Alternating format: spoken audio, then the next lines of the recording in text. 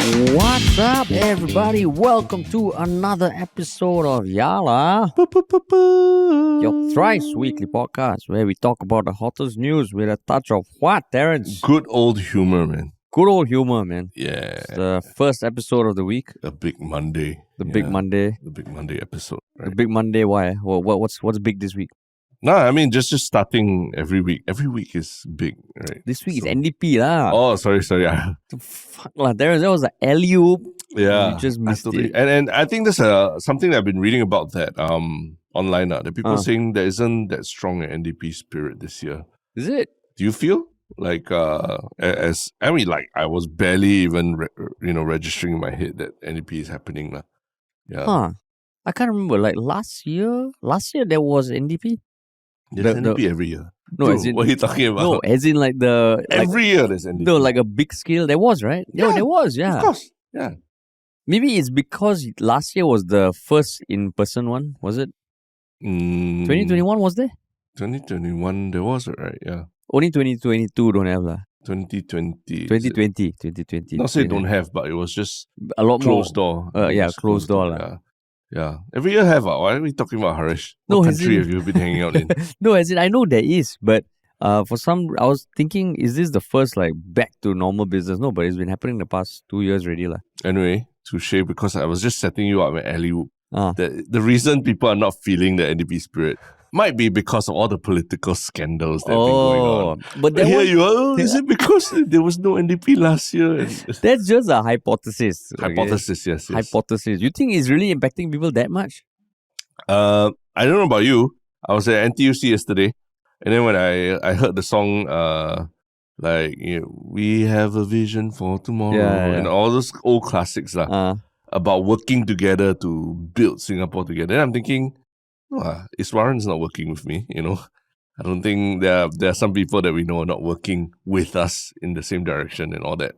So you can't doubt the fact that people feel a little bit jaded by those kind of messages when you see all these things happening around. But you also like to bring politics into your friend dinners and all that. So you're that kind of person, huh?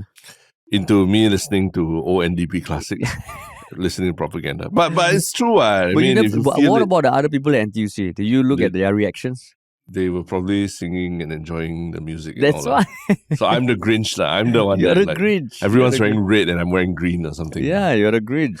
Because, so like anecdotally, I think the scandals, yes, it has deflated spirits, but NDP feels like a bit more separate from politics at this point. For you. So you're going to be wearing red underwear on I mean, for me, August NDP 9th. is always like, okay, it's happening. Am I like overjoyed and like, oh my God, I have to watch? I'm like, I'm okay. Okay, then you're part of the problem, right? You're part of the problem. I never claimed to be the solution, right? Okay, but that's where you announcing that this is a big week because of NDP. That's where it's a bigger week than normal. Oh, okay. At least there's a midweek public holiday.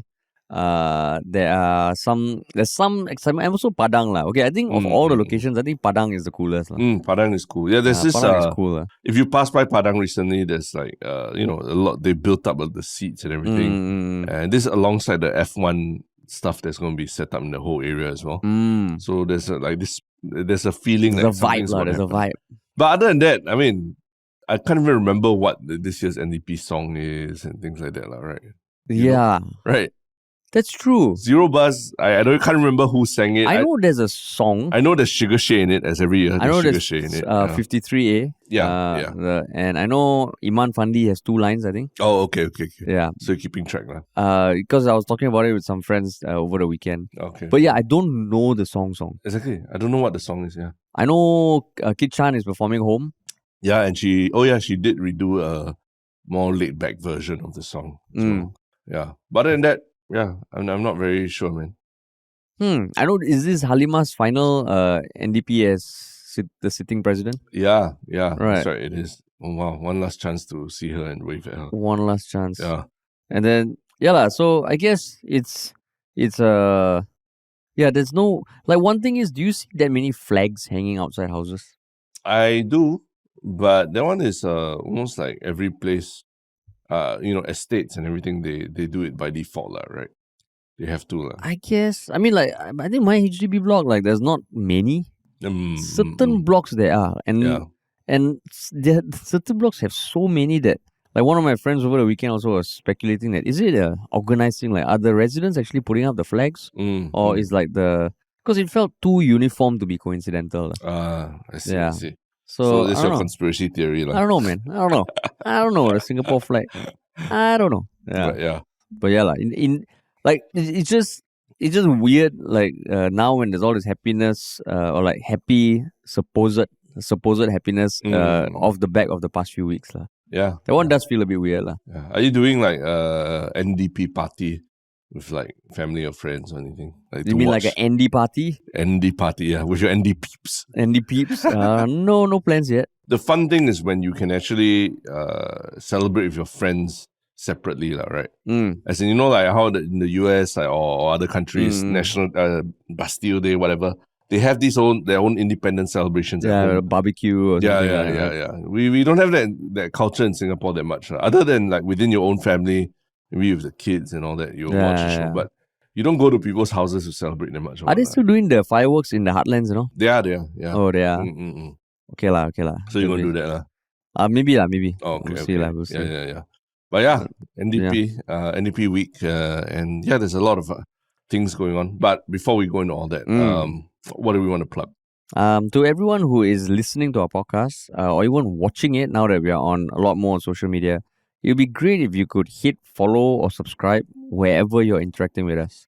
If you're listening to it on Spotify, there's a follow button. If you're watching us on YouTube, there's a subscribe button. If you watch us on TikTok or Instagram, just follow. Yeah, and to be specific, we see that in the last 28 days, 76% of our views or watch time on YouTube is coming from non-subscribers. So there are a lot of people watching, we're not subscribing. So yeah, do subscribe. But why is subscribing and following important, Terence? Yeah, just aside to keep from up, giving us an ego boost. Because we don't have like, as you know, our release schedule, because we release based on when we record and news and everything. So it's not a fixed schedule, right? So if you want to be updated as when we have new content, and new things to talk about, you have to subscribe, so you know that it comes up, rather than to wait for the algorithm to serve it to you. Because the algorithm doesn't care about you. We care about you, right? Oh no, that's my presidential. That's motto. the anti Facebook tagline. The algorithm doesn't care about you. We care about you. We do, yeah. Sweet. But yes. Yeah, man. A big international topic, somewhat international. Yeah. The first one. So shall we jump right into it? We should. So there was a post by the Singapore ambassador to the US, Louis Tak Yew, that was posted last Friday on the Singapore Embassy in Washington, D.C. Facebook. It was a letter to the editor of Washington Post. And it was with regards to an article that the Washington Post published on 24th July. The title was, "In Singapore, Loud Echoes of Beijing's Position Generate Anxiety." So it's a pretty long article, and it just talks about how Lian He Zapao is almost like like in this weird ground of being one paper for two countries, that being Singapore and China. Yeah. And they go on to go into a lot of detail about how there seems to be catering more towards China than Singapore as a newspaper. Lian He Zapao responded, and the latest response was by Ambassador Louis, just saying that, disagreeing with the approach that the Washington Post took. Yeah. So, it was like we did consider talking about this a few weeks ago when the article first came up, but it felt like it was still developing, and Lian He Zapao then published a retort kind of explaining why they disagree with some of the statements that Washington Post made. But then now, even the ambassador is stepping in. So why do you want to talk about this, Terence? I thought it's interesting. For the first time, Singapore media is being accused of taking too hard a stand against or for something, right? Singapore media is taking too hard a stance. Yeah. For the most part, we every time our criticism of mainstream media, it boils down to they're just regurgitating whatever they press release or what they get, right? Whereas this time they're saying that they're so clearly taking sides with China and everything.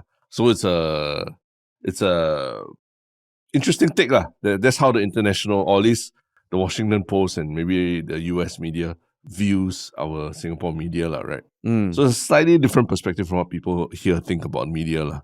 That's why I thought it's quite interesting. Well, for me, it's the same. Like, oh, yeah? A lot of mainstream media, they echo what the incumbent preaches, like Straits Times. For the most part, I know there's a generalization. So this one felt like, oh, they're doing the same thing except for in addition to another government. So there's a question, who is the incumbent? Are they echoing what the US government is saying? Or are they echoing what the China government is saying? Or are they echoing both sides because they're both governments or what? Is that that's why it's quite interesting, right? But they won't be echoing the US, what? As in, not? The accusation for Leonard Zapao is that they're echoing China. Yeah, correct. Yeah. So but you're saying it might be the other way around. No, that's what I'm saying. Who are they? You're saying the incumbent, right? Yeah. They echo what the incumbent says. But who is the incumbent? China. In this case. Also, so you are buying into the narrative that China... The West. China is has undue influence over our media compared to the West. Over Leonard Zapao specifically. If it's that newspaper, based on the accusations, I can't imagine the West having influence over Leonard Zapao. Why not? I mean, articles, if they publish articles from Reuters or whatever as well that are translated to Mandarin. Oh, so okay. So the reason why I'm more inclined towards thinking that China has an influence, because I don't read Mandarin. Yeah. I don't read Leonard Zapao. But I don't know actually. Yeah. Oh, you don't? Yeah. I mean, I don't, but yeah. But even when we've been talking about news in general over the past few years, there have been times when Leonard Zapao has a paper or publication comes up because there was some article they published that was a bit more controversial. I know during the time of the brownface incident, they posted something. Then I can't remember which instances, but it did, and also about how they tend to publish a lot of pro-Chinese sentiment. In the past, once in a while, there would be some Singaporean that says something, then someone from China would criticize Singapore. And Leonard Zapao, from my recollection, tended to echo that. So based on my just brief interactions with them, layman interactions, it did feel like, is China influencing Leonard Zapao? I don't know how the West could, because I don't read articles. So mine is just I'm drinking the US Kool-Aid. So as a minority in Singapore, you generally have this feeling that Leonard Zapao is kind of pro the Chinese, the China. I mean, I wouldn't say there's a feeling. I've heard that sentiment. But I myself haven't read enough or seen in plain sight, because I know sometimes things get lost in translation also. Yeah. Right. So I've heard that sentiment be echoed. I mean, I've seen what you said, a lot of Singaporeans, or heard or talked to a lot of Singaporeans, usually older ones, who have quite, in more recent years, been consuming more pro-China narratives. But not necessarily from Leonard Zapao, because some of them, a lot of them don't even read mainstream newspapers and all, but they're watching YouTube or they're listening to Chinese propaganda, and they are coming to their conclusions about the Russia war, US-China relations and things like that. They are quite extreme and extremely more pro-China than anything. Yeah. So yeah, I can't say for certain that I know that Leonard Zapao is more pro-China or anything. But the truth is that there are much stronger Chinese influences in both social media and everything in Singapore today. That do seem to be affecting a lot of people. I think you'll hear anecdotally a lot of people who have fallen out their families because of their... Is it? Yeah, the different stances on Russia war. Okay, to say fallout of families may be an exaggeration. Maybe it's more left WhatsApp groups and things like that. Oh, yeah, fallout with family. Terrence, that's a major claim, no? Read newspaper, leave family. Yeah, read newspaper. Leave WhatsApp group. Okay. Yeah. But those can cause a lot of tension as well, and drama within the family and all that, right? Yeah. Yeah. So okay, maybe just to go into certain accusations that the Washington Post made was basically that Leonard Zapao, they claim that is now dependent on readers in China for advertising and growth. And that was something I didn't know. apparently it's read by over 4 million people in China every month. Yeah, that's news to me as well. Yep. Lianhe Zabao, a Singapore newspaper. We don't even have 4 million newspaper readers in Singapore in general. Yeah. Exactly. So and apparently the Washington Post got like Zabao reporters that spoke under the condition of anonymity. And this is while circulation numbers in Singapore are declining. The last number that's made publicly available was 144,000 in 2020 compared to 188,000 in 2015. And because now SPH Media Trust, all the circulation figures are private, so we don't know. Yeah. And then, it makes money through advertising to the readers in China. Yeah. Which really sounds damn weird. Then also they claim that Zabao factors into its editorial process the threat of potentially being cut out of Chinese social media. And it has happened before. They have been blocked on certain Chinese social media before. Yeah. Zabao's main WeChat page was blocked in 2019 at the height of the Hong Kong protests. So it has been blocked. And because they have like a 4 million reader base in China, if you cut them off, they do it does impact their business. Yeah. So then it also claimed that Zabao often quotes China state sources and follows Beijing narratives on certain stories. So like the fire in Urumqi, and just the rights abusers in Xinjiang, the protests. They claim that Zabao follows the narrative of the Chinese mainstream media. And then there are these columns that that have contributors that write every month, and apparently there are two CCP officials, the Chinese Communist Party officials, who contribute to the column. So the Washington Post is saying, you have a contributor from the Chinese Communist Party for a Singaporean newspaper, feels a bit weird. Yeah. So all this Zabao has kind of like responded to in their own piece, like denying all that. Yeah. But when I read it, certain things did stuck out. Like the fact that they have 4 million readers in China. There's a big market, right? Yeah. So I mean, the Washington Post article is very long and they go into great detail. Yeah. But Zabao published something, and it's brought attention to something that I wasn't even aware of. Yeah. I mean, at the end of the day, like the US-China relations right now are very strained. And Singapore, I think we have found ourselves caught in the crossfire quite a bit, trying to toe the line between both sides, right? And it's complex, it's not easy. I think it's what we're trying to do. But this Washington Post article, if you take whatever they claim as facts, right, having analyzed and talked to inside sources and all that, do you feel worried about what they're publishing or what they said? As in what Washington Post accuses? Yeah. I think it is a little uneasy. Because, I mean, just looking at some of the things also claimed by the Washington Post article, and something in Singapore, I can imagine a lot of people who are Chinese educated, maybe from the previous generation, do still read the Lianhe Zabao, right? And I think if that is their source of info, and if there is some sort of like subtle messaging or subtle pro-China views, then that's not cool, especially for something that is meant to be a national newspaper. And that is worrying. Yeah. And it feels like, I mean, like you can almost kind of understand why they would want to do that, but then it feels weird. It feels weird. Also because the government has had a very strong stance against foreign interference. Yeah. Right. Yeah, that's right. So but for you? I mean, I guess the difference between US media and Chinese media is that I think the Chinese government, they monitor their own media, the media everything is written about them a lot more closely, right?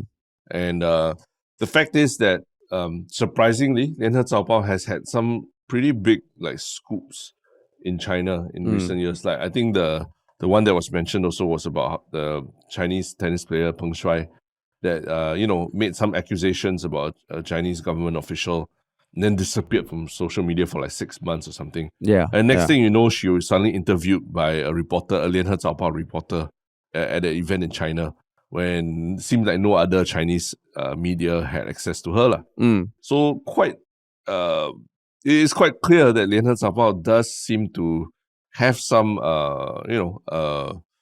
has some footing in China already, to say the least.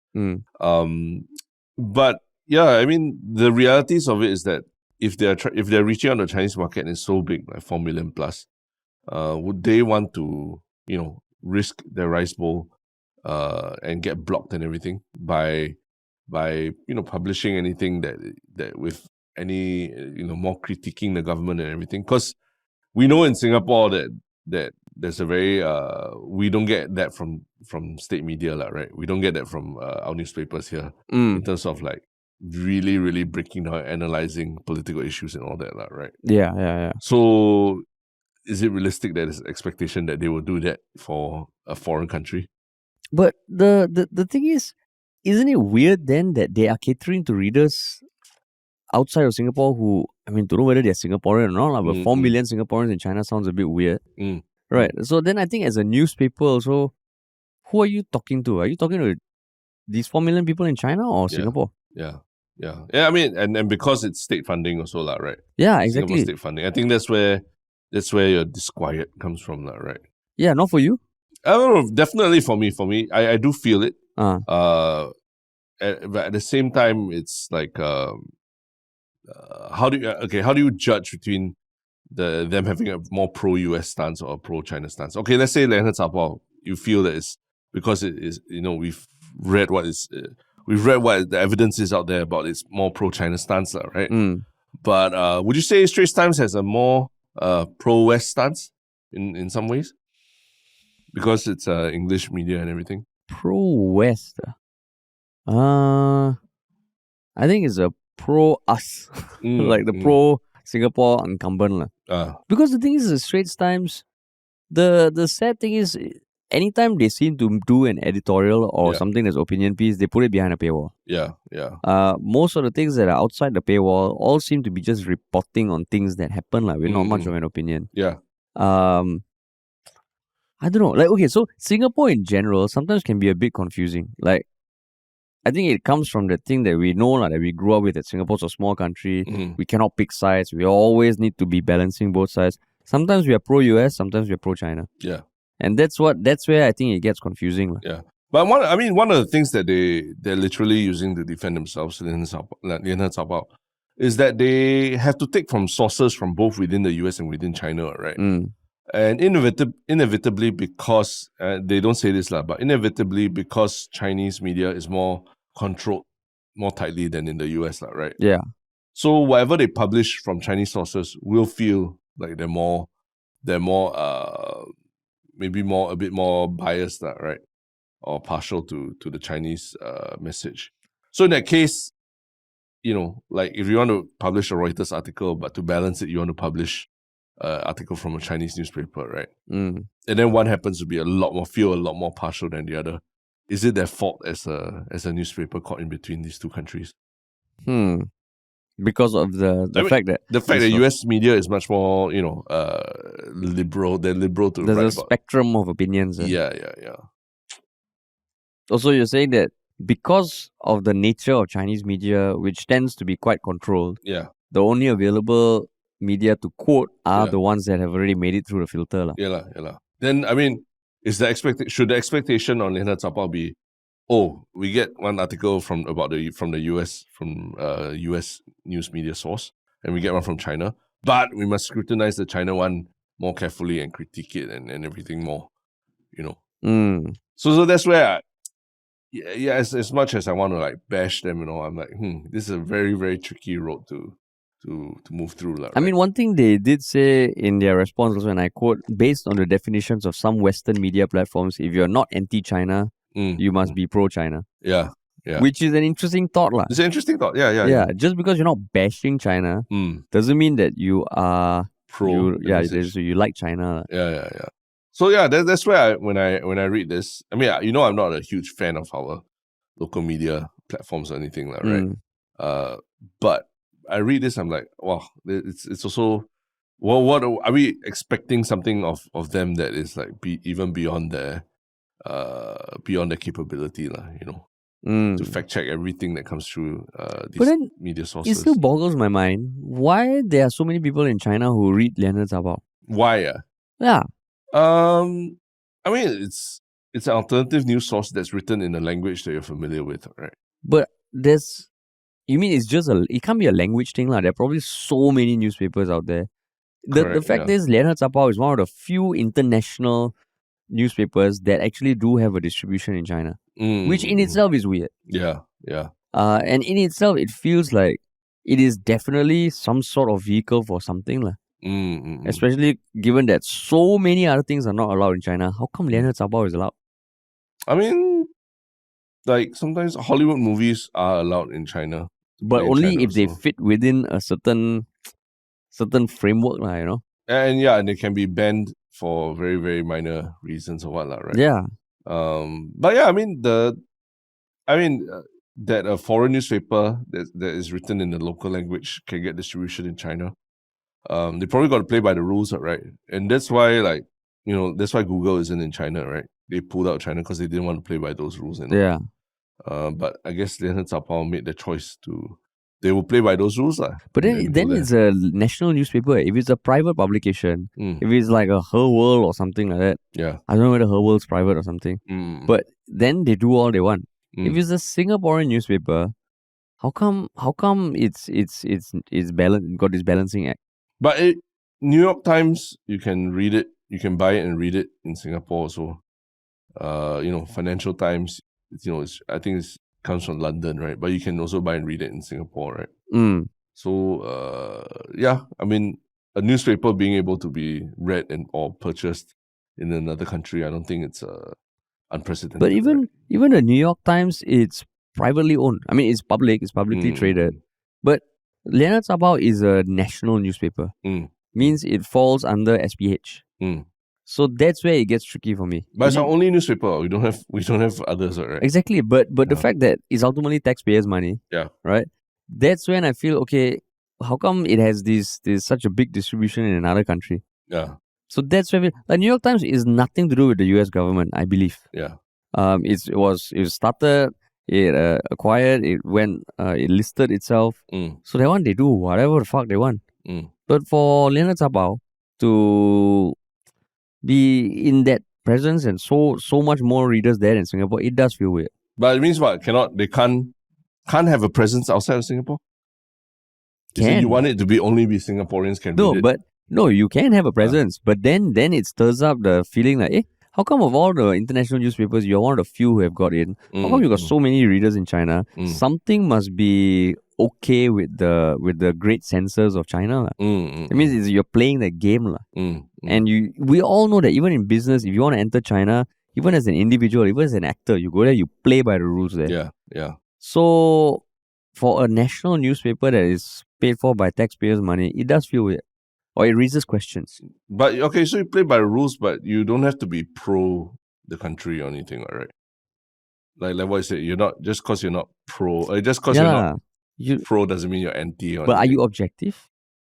Yeah, that's the hard part, right? I mean, that's where even locally, when you read mainstream media, it's kind of like frustrating, right? Because there's almost like zero opinion placed on like press releases that they receive from official sources, right? Yeah. And that's frustrating. But maybe that's the model that seems to work for them in other places also. And I mean, like, we also know that in the content game, in the media game, sometimes you do have to play the game. Yeah. Right? And when you don't play the game, maybe you don't grow as fast or you're not as sustainable even. Yeah. So there is a game playing in the end, but don't know, if Leonard Zabao was private, I would feel very differently. Okay, I don't feel that need to be like because it's a national newspaper. They shouldn't be read outside of Singapore, No, can't. It's just China. If it was read in like Indonesia or something, sure. Yeah. But China, where so many things are not allowed, that to be allowed just makes you go like, that's interesting. But don't you feel that that's a way to also get the Singapore version of I mean, like the Singaporean Chinese culture, for example, getting that out there to the world as well. And does it cover Singaporean Chinese culture? I mean, the fact that it's based in Singapore, it probably reports on Singapore news as well, and how it's presented to the world outside. Isn't that a form of soft power and diplomacy as well? Yeah, true. And maybe it's also because we are speaking with the context of not having not reading Lianhe Zappa. Yeah. Maybe they have written an article saying this podcast Yalabat is fucking amazing. They really talk about important issues and we are big supporters of them. But we just haven't seen them. Yeah, we just haven't seen it. Yeah. But interesting. I think this one really the interesting part is that the huge readership in China that we were not even aware of. 4 million. Yeah. 4 million. And the thing is, the advertisers come from that base. So they are catering towards that base as well. Yeah.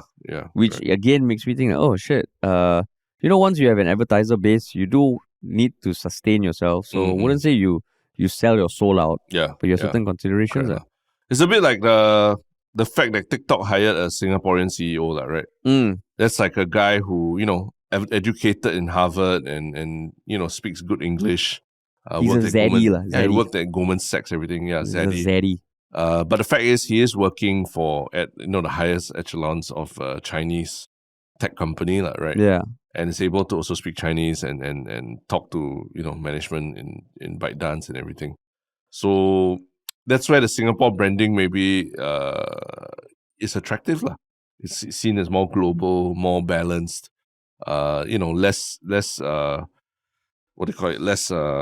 pliant to certain governments and all that, no?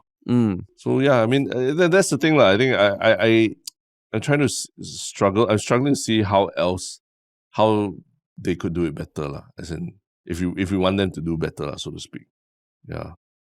How to do better? I don't know. Yeah. But maybe it just feels like, okay, there's definitely a relationship between Singapore and China. For sure. Yeah. Which is not wrong. Yeah. As a small country, we need to have relationships with other countries. But yeah, it just feels like, okay, we're hearing that the number of family offices that come from China setting up in Singapore is huge. Yeah. And it feels like Singapore is a hot destination for Chinese investment. Yeah. And then on the flip side, our national newspaper has a huge reader base in China. So it feels like, what's going on here? Yeah. What's going on here? And maybe as a small country, this is what we need to do. You want to survive in this world as a small country. You can't really tell certain people to fuck off and all. You just have to manage everyone. Yeah. That's right.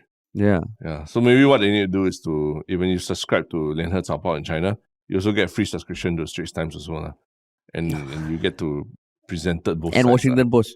And Washington Post. Yeah, must come together. A full package. Yeah, you cannot just subscribe to Lianhe Zapao. Yeah. It comes all together. Berita Harian, Tamil Marasu, all languages. All come out. Yeah, all translated, all come out. That's what Singapore's about. Right? Exactly. Yeah. The CMIO framework. Yes. Applied to newspapers also. Correct. Yeah.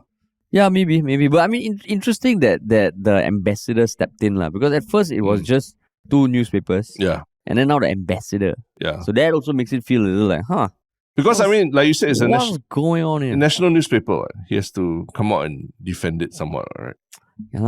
Again, it feels like, that's another thing that is just raising some suspicions. I think what's probably what will be interesting to people outside of Singapore is this relationship between the government, the media, and the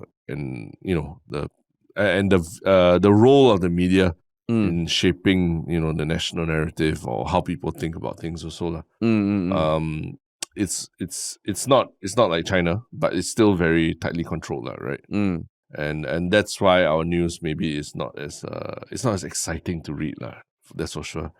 Then why got 4 million people in China want to read? Don't know. But remember what we were talking about last time.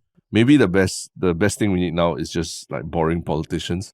So maybe what we also need from media is for it to be a bit more boring, right? Yeah. The days of us not being able to find a topic to talk about, that's when Singapore's doing all right. Yeah. That's when Singapore's doing all right. Yeah. It's like that movie, right? I mean, all those movies, the superhero movies, the day that I'm no longer needed is going to be a good day. Correct. Yeah. That's what we're hoping for. Yeah, when we're just talking about, what are some of the more inane topics they've spoken about in the past?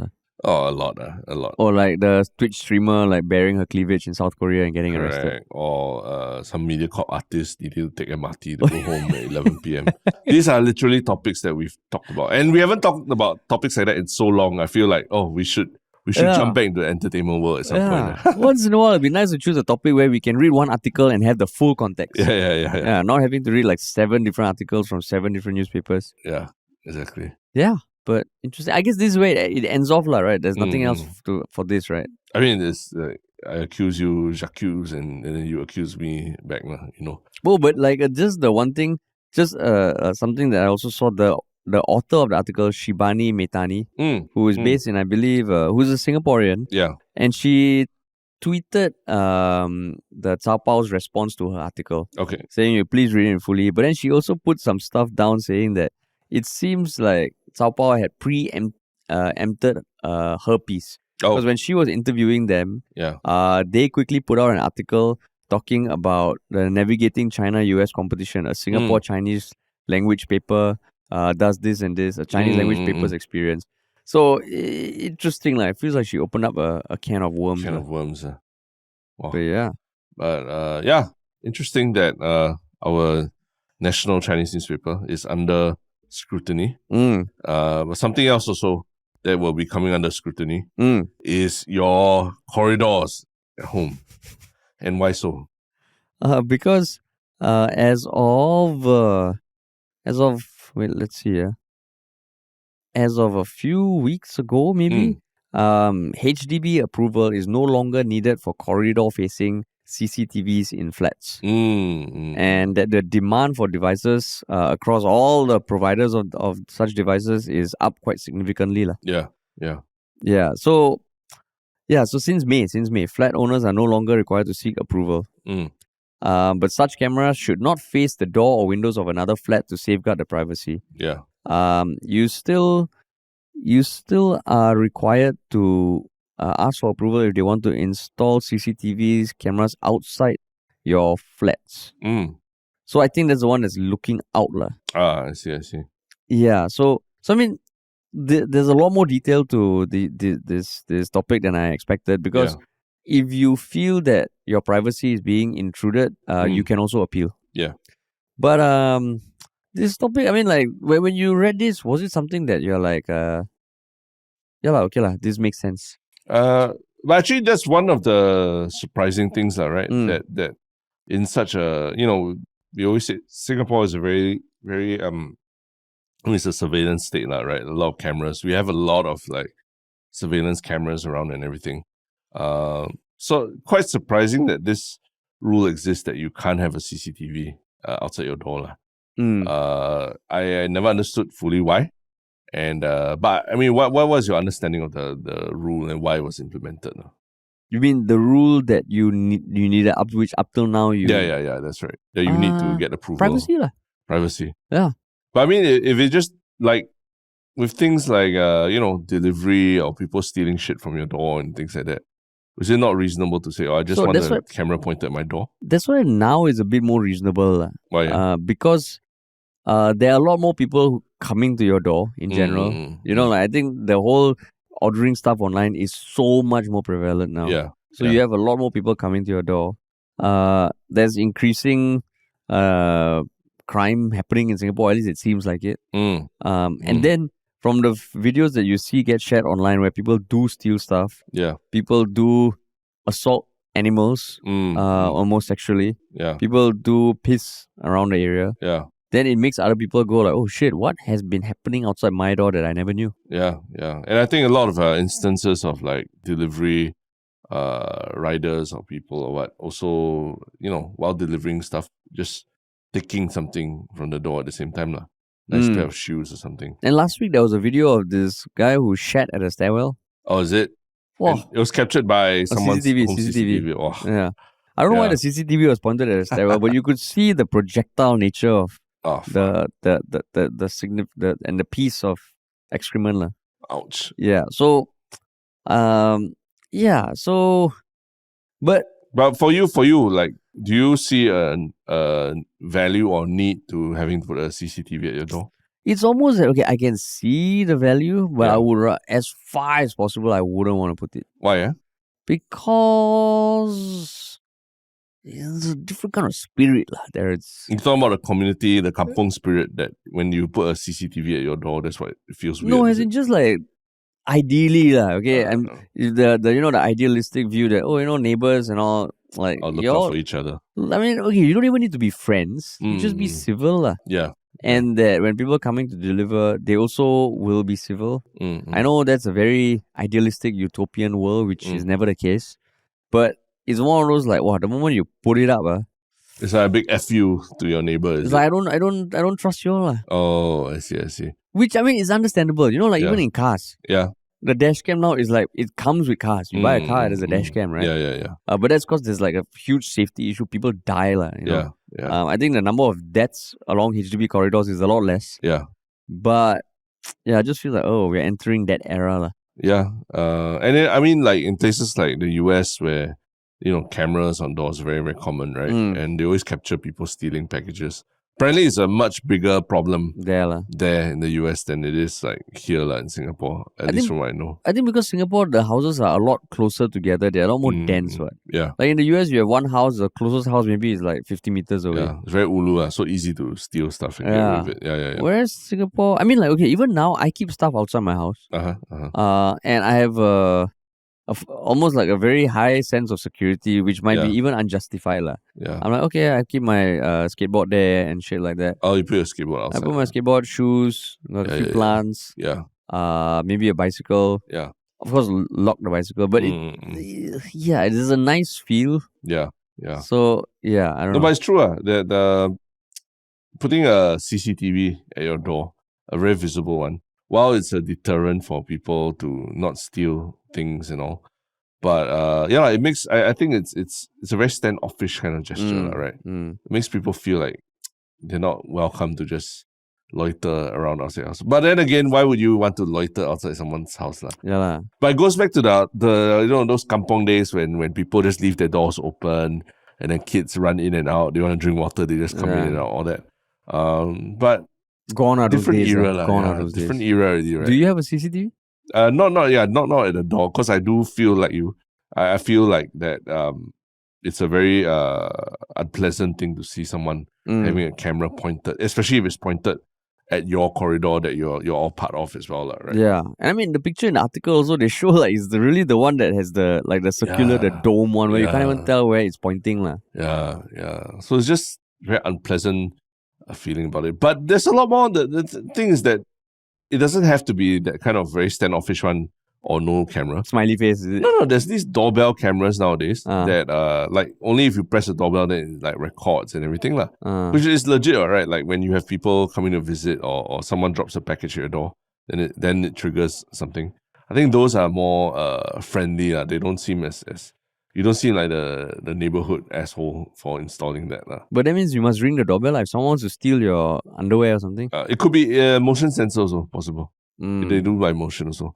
But I think one thing I can say for sure is that there aren't a lot of very good options for video doorbells and stuff like that. I've done my fair share of research about it as well. You're doing research for you wanted to get? Yeah. At one point I was like, it'd be great if people ring the bell and then you know who is at the door. Then what stopped you?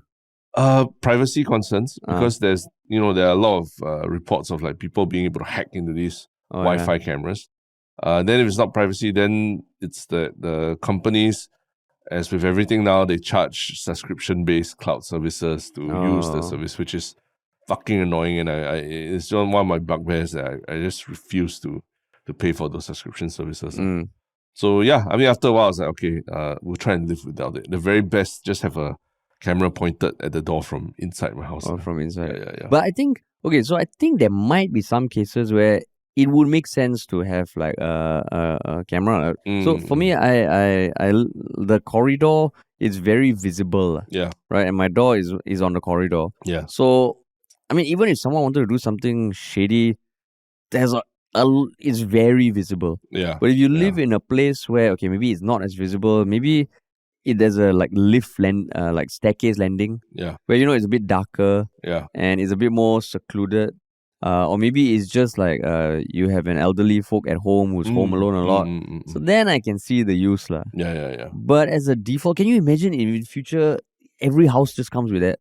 A couple of podcasts ago, we were making fun of how there are these cameras going to be pointed at windows to detect killer litter, right? Yeah. So you have fucking cameras pointing at your windows. Yeah. Then you have cameras outside your door. Yeah. Then inside also you got camera pointing at your door, Yeah. and then camera watching your kid, and then some people camera watching your helper. Yeah. Then it's like, what is going on? But don't you feel like that already when you go out? Like the fact that everyone has a camera in their pocket, and anytime they could be filming you. True lah, but Yeah. that's why it's still generally like some social faux pas that if you just whip out your camera and start recording lah. Yeah. I don't like it lah, cause I have dogs, right, and sometimes I walk my dogs, I bring them to the park and all that, and sometimes some people just whip out their phones and start recording me and my dogs and all that. Why?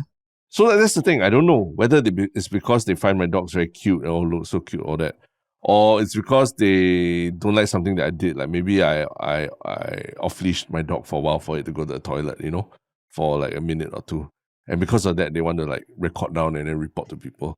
So it makes me very anxious about, just having fun with my dogs. But like you never wave to them and like try and say, hey, what you all doing? Then I also don't know if 100% that they are recording me or so. Maybe they're just taking a photo. Maybe they're doing selfie and then they're just holding it up. Then I'll be like a fucking asshole doing it. Which has happened to me before when I was taking a photo of my car because I'm forgetful. So I forget where I park my car. So I'm literally just pointing it at the car park or something. Yeah, then someone came to me, hey, why you take a photo of me? Like that? Yeah.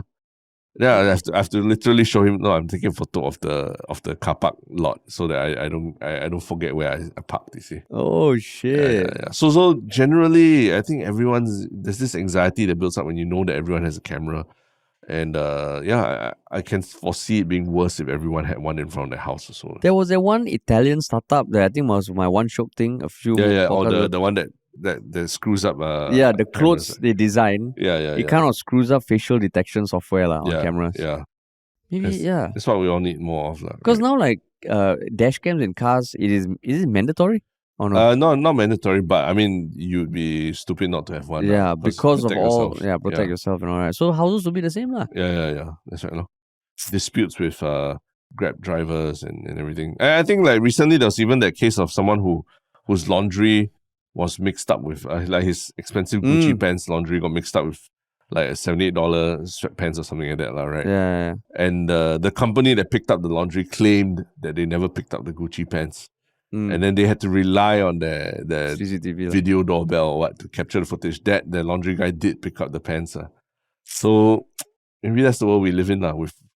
This is what we asked for. We wanted like convenience and delivery to and from your home and all that. Because last time, what reasons would a stranger come to your house? Basically none. Yeah. Right? It's either friends, family, or the odd door-to-door salesman. Yeah. Now, like people coming to your door, it's the norm. Yeah. It's just norm. Putting valuable stuff at your door or picking up valuable stuff from your door, Just now, I mean, between this podcast, the food we ordered for lunch came. Yeah, it just came. Yeah, exactly. It just came. Exactly. So, it's a different world, and I think maybe this loosening of the rules is to just accommodate that. It's a different world we live in. You can't have your cake and eat it too. Can't have your kampong. Can't have your kampong and eat it too. Also. Sad. That's the state of the world now. That is the state of the world. But other than it being sad, what are some happy comments that we've gotten on our podcast? Okay, wait. Would you like to go first? Yes. On our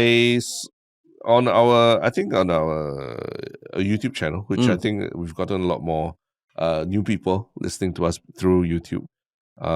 There were a couple of really interesting comments about the whole Iswaran probe and the subsequent ministerial statement about his salary and things like that, right?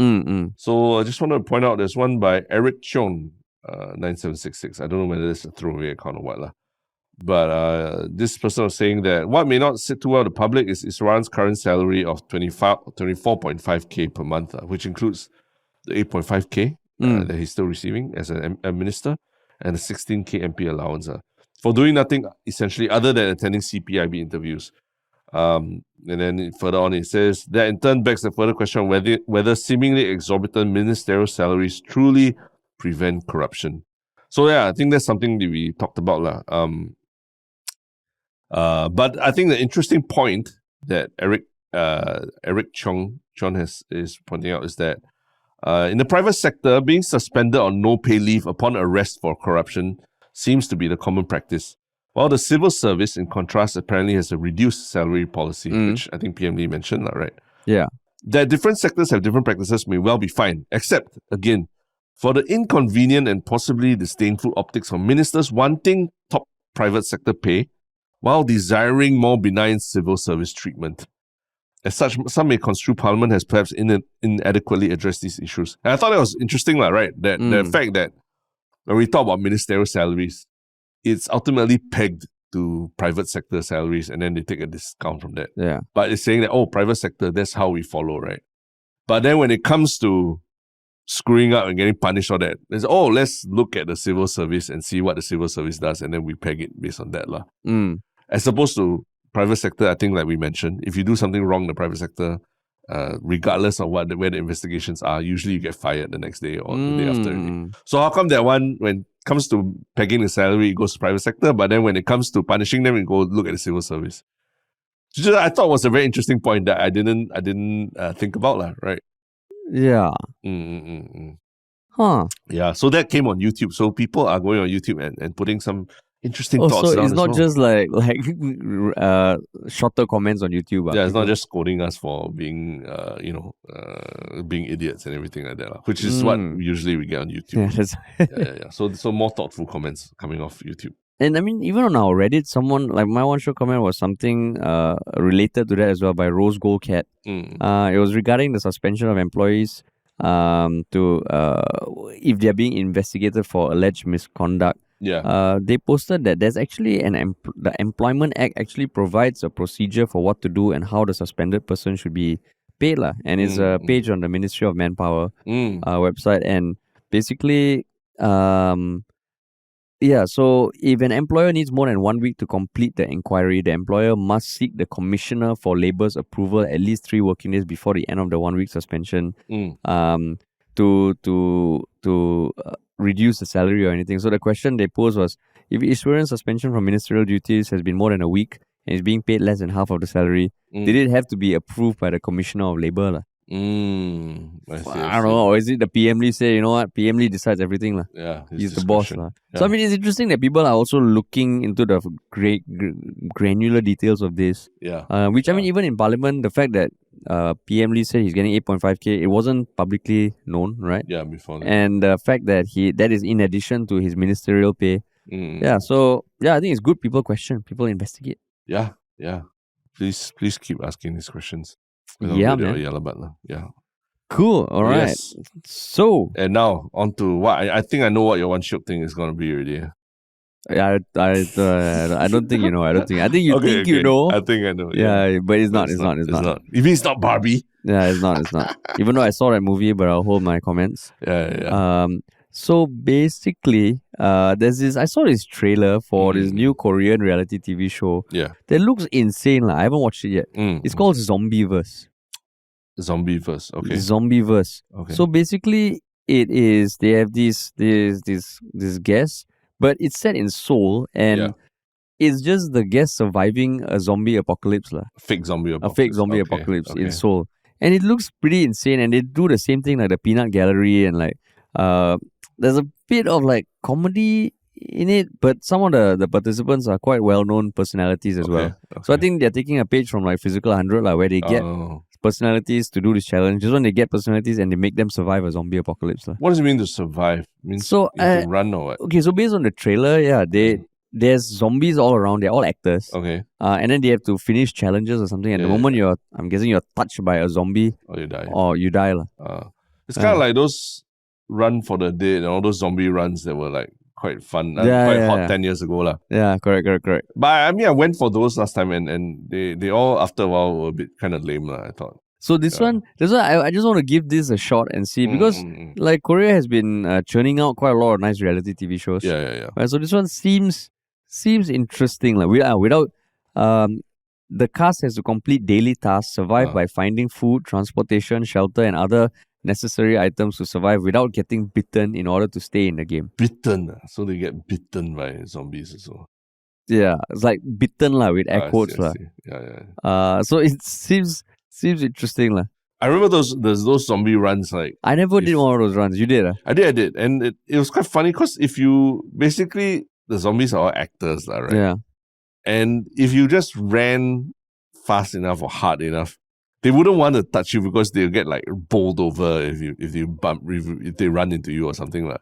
So that's what you do, that's the strategy, just like you don't even need to outrun them, but you just look like you don't care and you're going to bowl them over, and then they just jump away from you. They don't want to get injured or something. Yeah, so that means you're the kind of person who will go to the Halloween horrors and all and just say, this is fake. Why am I so scared? Why scared? I know you're an actor, You'll be the kind of Grinch, right? Yeah. Not at first it's quite fun, but after a while it's like you realize that they're just humans in costume also. But then like if you go to Halloween horrors, if you just buy into it, it can be a little creepy lah. It can. Yeah. So this is basically that, but on a much bigger scale. Yeah. No, I could go into details about the parts of Halloween horrors that I like and don't like, right? And the parts I always don't like is when they get the actors as ghosts, just like popping up like right beside you and whoo, that kind of thing.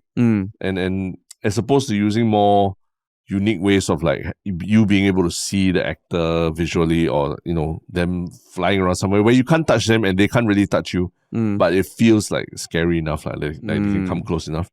So I think a lot of the times these fake horror experiences are when the actor's right there. Then sometimes I look at them like, hey, this is like some young punk in some, who's probably, he ate cai peng for lunch and then after he had to put on makeup for 2 hours and then he's sitting here waiting to scare me. I'm like, it's damn lame lah, there's nothing scary about it already. But I remember there was once also, don't know whether it was the same time I went with you, like I think they didn't close the curtain fully, then you see a bunch of zombies just checking their phones.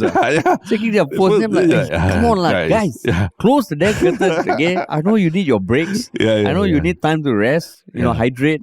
But just close the damn curtain. No, I think I know which one you're talking about. I think we went to one at Sentosa. Sentosa. And that one was cool because like there were points when you had to enter the underground bunker and then they put smoke and lights and then you see a figure standing there. So yeah, it's so far away, but that image scared the shit out of me. Not the person who stands like jumps up next to you, boo. That kind of thing. That's what I'm saying. It's about the feels. It's not the. And there was one based on movies or something, right? Based on Thai horror movies. This was years ago at Fort Siloso. That was cool. That was cool. Yeah. But so that's my one shock thing. What about you? Cool. My one shock thing is something I saw recently on ESPN where Stephen A, the sports commentator, was reacting to the Balloon World Cup. I don't know if you know, but apparently last year they hosted the first ever Balloon World Cup, and I think some football players like Gerard Piqué or what were involved in organizing it lah. But what it essentially is two people competing in a fake living room environment to try and keep a balloon in the air. So they were, you know how you play with your kid, like, keep the balloon in the air, don't let it touch the floor. So basically the rule here is like, it's like squash like that lah. You hit the balloon, then the other person has to run and make sure the balloon doesn't touch the floor. And it's set in a living room. And so they create a living room set and then they park a car in the middle of the living room. And so the contestants are wearing helmets, everything. They have to hit the balloon over. And a lot of times the tactic they use is they hit the balloon over the car.